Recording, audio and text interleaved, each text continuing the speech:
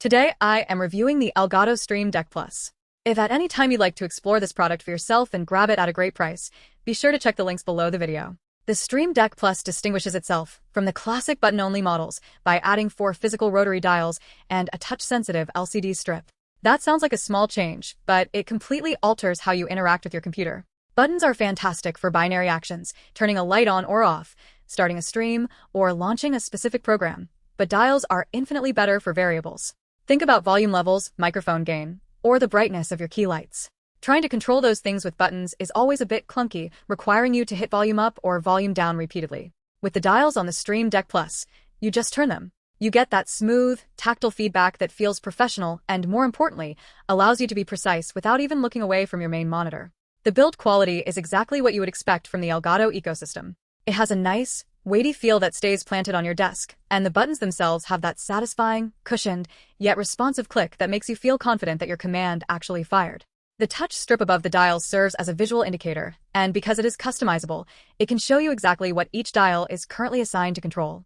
If you are cycling through different pages of controls, the screen updates instantly, so you are never left guessing which dial controls your system volume versus your music player. The setup process is arguably the biggest selling point for this entire product line. You install the Stream Deck software, and it is a simple drag-and-drop interface. You don't need to be a programmer or a technical expert. You just take an action from the library, like a Spotify volume slider or an OBS scene transition, and drag it onto one of the keys or dials. If you want to get more advanced, you can create multi-actions, which allow you to chain together a whole sequence of events with a single tap. For example, you could hit one button that opens your recording software, sets your mic volume to the right level, turns on your studio lights, and launches your favorite project file all at once. The ecosystem is what keeps this device relevant long after you have bought it. The Elgato marketplace is filled with community-made plugins for everything from Philips Hue smart home lights and Discord mute toggles to professional tools like Adobe Premiere or DaVinci Resolve. It is a bit of a rabbit hole once you start exploring, but it is a productive one. You can map your dial to be a shuttle wheel for scrubbing through your video timeline, which is a massive time saver when you are editing long-form content. However, I do have to be honest about the limitations. If you are not a streamer or a creator, you might look at this and wonder if it is overkill. It is definitely an investment. If your daily workflow is just checking emails and writing in a word processor, you are probably not going to get the full value out of the price tag. The buttons are small, and if you have larger hands, you might find that you have to be deliberate with your presses. Also, the reliance on the proprietary desktop software means that your configurations are tied to that specific app running in the background. It is lightweight and doesn't take up much in terms of system resources, but it is another piece of software that needs to be active for your controls to function. Another point of criticism involves the dials themselves.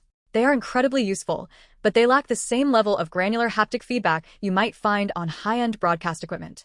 They feel good, but they are clearly consumer-grade hardware.